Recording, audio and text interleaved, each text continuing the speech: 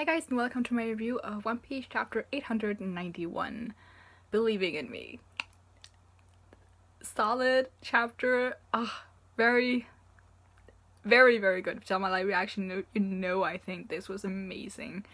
Where I don't think I have too much I want to talk about. I think mostly I want to talk about Luffy, because I thought this chapter was really great for Luffy, and it confirms a lot of things that I've always thought about him, things that I've talked about a million times, and just, I thought, one of the things I really loved about this chapter was the way that Oda set up the panels and how he portrayed Luffy, because I said in the reaction, I was like, wow, we don't really see Luffy's face a lot, and I think that shows that he's up to something, or something like that. And I really like, because I went through the chapter a couple times and just like focused on Luffy's face and his facial expressions, and you have like every time we see Luffy's face, it's almost only when he has like that crazy determination in his eyes, and then of course in the last panel with him where he's like, because my friends believe in me. But other than that, we don't really see Luffy's face except for like a couple times where he gets hit in the face, but then somehow still looks very determined. And then that one time where we have a little flashback to something Rayleigh told him, attacks have willpower behind them and aura to them, don't just feel about wildly Luffy. And I really like the little the two panels we have there, because you have Luffy looking obviously very beat up, he has like that big thing over his eye, so we can only see one of them, and there's blood dripping and he's exhausted. And you have this little dialogue playing in the background, and he looks like very exhausted, and he just kind of closes his eyes and exhales. You can see that little poof. And you just have two black panels before he goes in for the attack. And I really love that for so many reasons. Because it goes against the idea that Luffy is purely very hot-headed and very like, when he goes into battle, he doesn't really think too much, and he's just like, he's strong because, you know, he's strong, he's the main character and stuff like that. And you know, from the people who watched my Luffy analysis videos, you know that I think that's complete bullshit, that when it comes to battle, Luffy is actually very smart.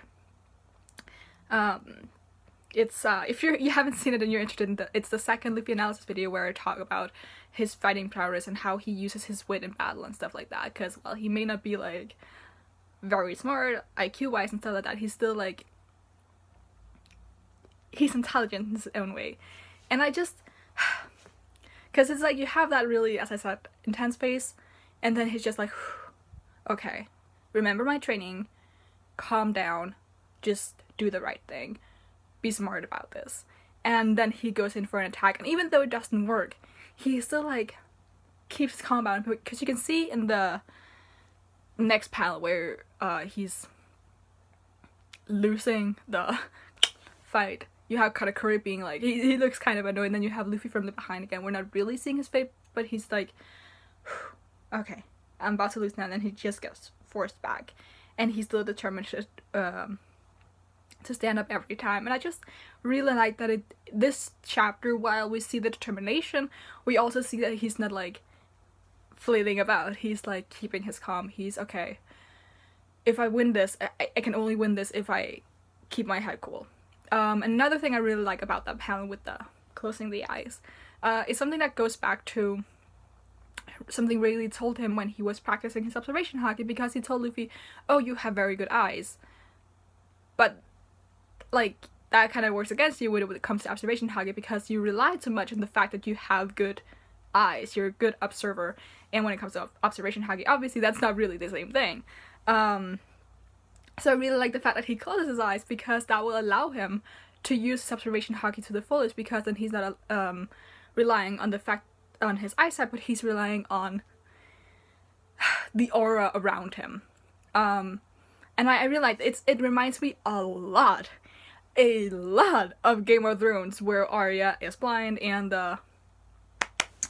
the moment where she kills the wave by slashing or turning off the candlelight, that great moment. So I really love that moment so much, just like the two black panels and then the attack, it's so good. And I like really Katakuri's little comment about him being able to see the future but inconsistently, as I talked about in the live reaction. I wonder if the inconsistency somewhat comes from the fact that that Luffy has to deal with other things other than just like focusing on trying to see the future. Because you know, if he was on his ship just like training by himself, the circumstance would be a whole lot different, because there's less stress, there's less things going on. Like he could sit, I don't know, meditate or whatever. But here, where there are other things going on, like there are other people around him, there are literally snipers trying to shoot him down, and he has to dodge that as well. Maybe it's hard for him to focus solely on seeing Katakuri's future and what he's gonna do to him. Obviously also because it's a new power and you can't just get this new power. But Luffy is very talented when it comes to hockey. So I do believe he's gonna get it down. I don't think, obviously, he won't perfect it in this fight, but he's definitely gonna use it. And the fact that he learns this from Katakuri is gonna be one of the factors that will help him win / not die. I'm still like a little iffy if I want him to win or I just want him to like walk away with some kind of dignity. But I am also very I find Katakuri's expressions throughout this chapter very interesting as well, because it's like he looks, I don't want to say calm, but he doesn't look flustered. He's just slightly annoyed at the fact that Luffy keeps standing up every time he punches him and beats him down. Because he's like, there's no point. If you know you're gonna lose, why do you keep doing this? We know what you're gonna do. We know that you're gonna meet up with your friends in a couple of hours. I think it's 1 a.m. and was 9:30, so about 3.5 hours away from their promised time. I do not see this fight dragging on that long, but then again, it's been forever. So we'll have to see if Luffy just meets up with him before 1 a.m. or if the fight actually drags on that long. But obviously we won't see the entire 3.5 hours. I do not believe, like, we haven't even seen it this far. But I love Luffy so much in this entire chapter. There's so much, like, just in his expressions, and because everything is fueled by the fact that his friends believe in him, which is obviously, you know, common shonen trope. But it's not the ridiculous "my friends give me power" kind of storyline, because One Piece doesn't really do that. There's always a reason behind each victory, and again, as I said, it just looks like Luffy's thinking so much about what he's gonna do and how he's gonna deal with this situation, but his friends are what gives him, like, the motivation to go through with this, because obviously without that sort of motivation, it'd be like, how do I even beat this guy? So I just really love that so much. And I think that's what I have for Luffy. I really enjoyed that part a lot, because we haven't seen Luffy for a while. I think because obviously between the breaks, and then I think it's only been like 2 chapters without Luffy before this one, but because we've had so many breaks, it feels like a lot longer. The Sanji bit was cute, but it was mostly like that was like the celebratory moment in the midst of a lot of chaos and bad stuff. So that was a cute little break, and just like, obviously we have to see them finish it. Again, Pudding's little personality shift, like, it's not, I don't hate it. For some people I would feel like it's gonna get a little old now, because it's it's been a while.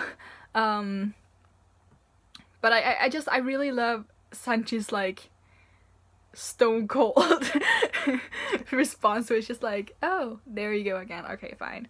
Because that's another thing. Because now that Pudding is on our side, obviously she is the perfect girl for Sanji. And the fact that he doesn't really seem interested in her makes me very happy. Because anyone who watches me knows that I'm like, romance in One Piece, I don't really care for it. Like, obviously I do have my ships. Like, I'm not insane. I do have ships. I ship everything at any point in time. I can't watch a show without shipping anything. But shipping something doesn't necessarily mean that I want it to be canon, unlike in, like, Naruto and stuff like that. And I do prefer One Piece to stay romance-free. So the fact that Luffy is turning down literally the perfect girl for him, because obviously we all know the perfect girl is not me, but she's mine, so you can't take her. Yeah, that makes me very happy. Obviously you can still ship it, that's fine. I would understand why. And then we have obviously the last panel, or the last page, not the last panel.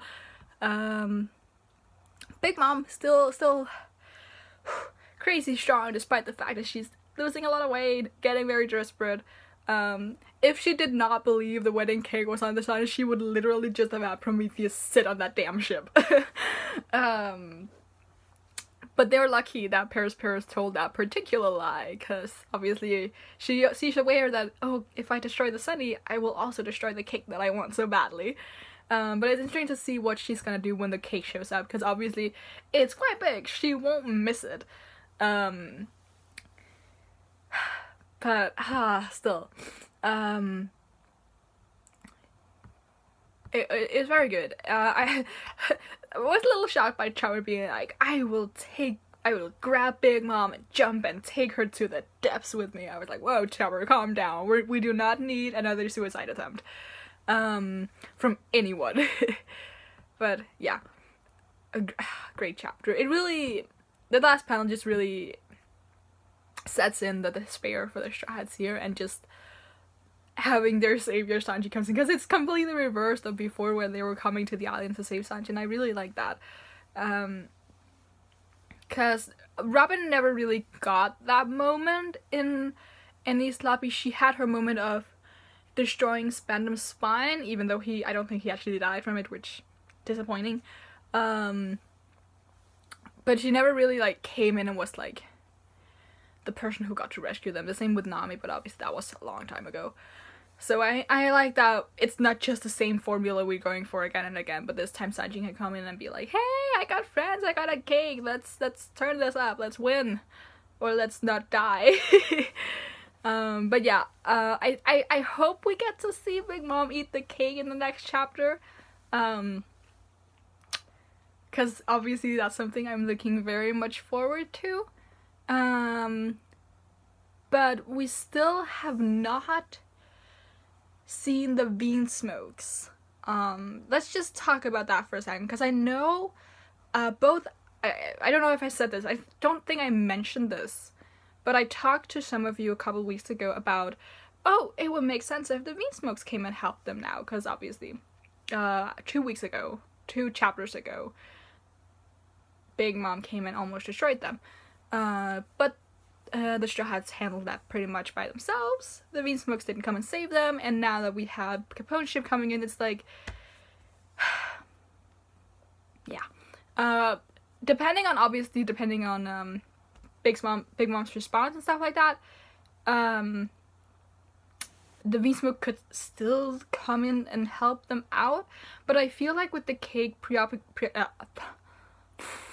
with the cake and Big Mom like having their little moment, I don't see the need for the Vinsmokes, because they took down half the Armada with Carrot, and I feel like the Sunny and Capone ship and just like the actual powerhouses they have on these 2 ships should be enough to fend off the remaining half of that Armada. So I don't really see what the Vinsmokes will do, unless their goal will be to like destroy Whole Cake Island now that Big Mom isn't there, and just like completely tear down her regime, which would be very interesting, because the thing is, if they destroy like Whole Cake Island and maybe some of the Tut lands or whatever, Big Mom is basically homeless, because she's a kind of, from the impression we've gotten of her, she never leaves her island. Has she ever like left the general territory of her island? We know she went after it must have been a Rouge when he took down Snack, but we don't know how far she got, and we also don't know if she just sent Susan Prometheus, because we know it was like she changed the damn weather, but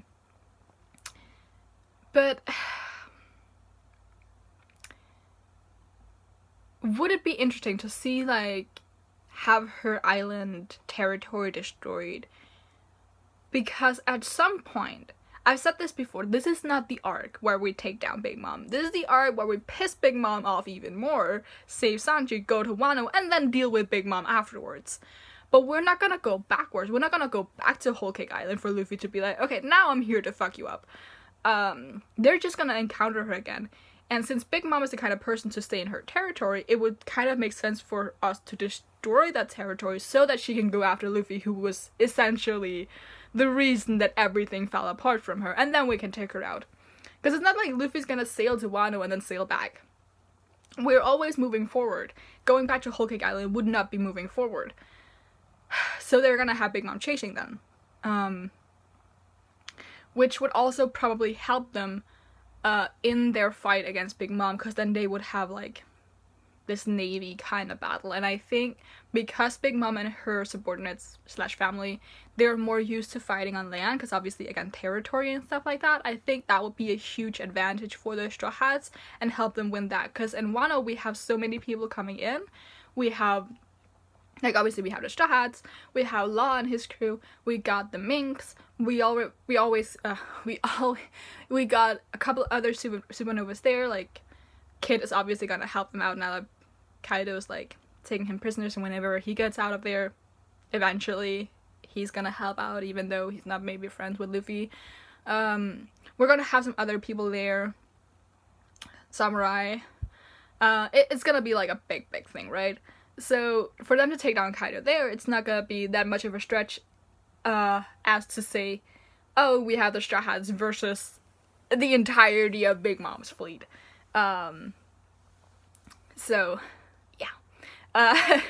I think that could be what the Vinsmokes are doing, but on the other hand, I don't see what their motive would be for that, other than maybe just pissing Big Mom off, and maybe preventing her from chasing them down or something, like, just like, because she betrayed them, obviously, so just, like, destroy her palace, territory, island thing.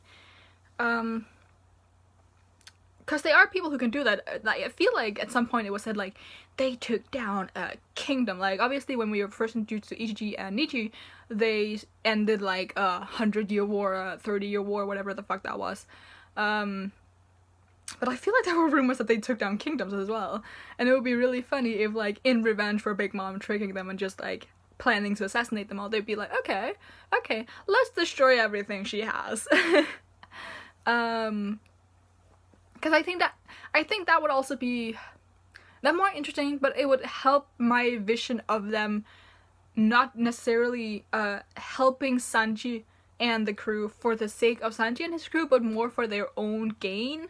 Because they are selfish people. Like, we need to remember that aside from Reiju and Judge, I suppose, the brothers don't have feelings. They're, like, legit robots. And as much as we want them to kind of be redeemed and kind of show feelings, they're just not coded that way. They're literally cold-blooded people. And just, because as much as I want to see Reiju again and see her, like, talk to Sanji or something, I don't know. I feel like we've already gotten, like, kind of their heartfelt little reunion / conversation thingy. I don't know, I just don't want the Vinsmokes on our side, but I want them to help us, but not directly, if that makes sense. I don't know. But I have also talked for 20 minutes now, and I promised myself I wouldn't do this, because if you were subscribed to me, like, a year ago, you know that I talked for so long during these reviews, and I tried to cut it down to, like, 10, but we haven't had One Piece for so long, and I had a lot of thoughts, and this chapter was just really good. So if you sat through it all, you can give it a like. Leave in the comments below your thoughts on something that I said, your thoughts on something I didn't touch upon, your thoughts about whatever. What do you think the Vinsmokes will do? What do you think their role from now on will be? And stuff like that. Whatever. Yeah. What happened? So much happened. I don't know. Just can talk about whatever. And you can subscribe if you want to see more. And until next time. Bye bye.